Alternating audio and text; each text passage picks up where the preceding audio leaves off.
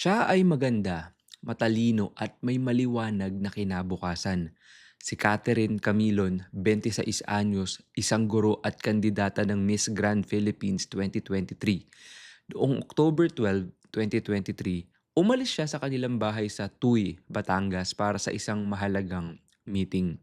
Sabi niya sa kanyang ina na sa isang gasolinahan lamang siya sa Bawan. Ngunit iyon na pala ang huling pagkakataon na maririnig ang kanyang boses. Matapos ang araw na yun, tila naglaho si Catherine na parang bula. Ang kanyang sasakyan, ang kanyang cellphone, at ang kanyang presensya. Lahat nawala. Ang dating pangarap ng corona na uwi sa isang pambansang manhunt.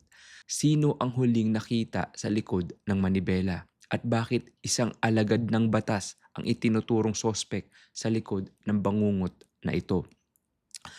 Agad na rumisponde ang CIDG at SOCO sa paghalungkat sa mga CCTV footage. Nakita ang sasakyan ni Catherine sa Lemery pero may mas madilim na impormasyong lumutang. May mga saksi na nakakita sa isang babaeng duguan at walang malay na inilipat mula sa isang SUV patungo sa isang sasakyan sa isang masukal na bahagi ng Bawan.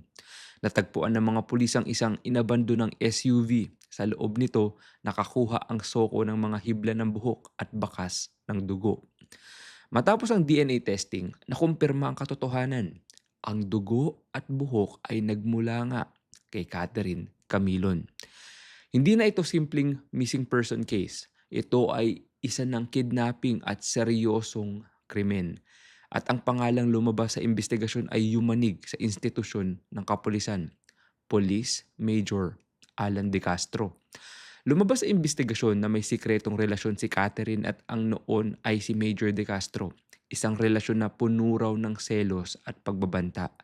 Ayon sa mga ulat, si De Castro at ang kanyang driver bodyguard na si Jeffrey Magpantay ang mga pangunahing sospek. Noong January 2024, tinanggal sa serbisyo si De Castro pero ang laban para sa hustisya ay naging isang madulas na daan. Dismissal of charges. Noong April 2024, ibinasura ng prosecutor ang kaso dahil sa lack of evidence. Isang malaking sampal sa pamilya, Camilon, ang pag-aresto. Ngunit hindi sumuko ang batas. Noong September 2024, sa bisa ng bagong warrant, nadakip muli si De Castro at Magpantay sa Balayan, Batangas para sa kasong kidnapping at serious illegal detention. Ngunit ang pinakamasakit na tanong ay nananatili. Nasaan si Catherine? Hanggang sa kasalukuyang taon ng 2026, wala pa ring bangkay na natatagpuan. Siya ba ay buhay pa o nabaon na ang katotohanan kasama ang kanyang katawan? Ang hatol, sa kasalukuyan, ang kaso ay nasa ilalim pa rin ng paglilitis. Bagamat nakakulong ang mga sospek, ang katahimikan ni De Castro ay tila isang pader na hindi mabasag. Noong August 2025, isang mahalagang saksi ang umatras dahil sa takot sa kanyang seguridad, isang malaking dagok sa panig ng biktima. Ang kaso ay itinuturing na ongoing trial.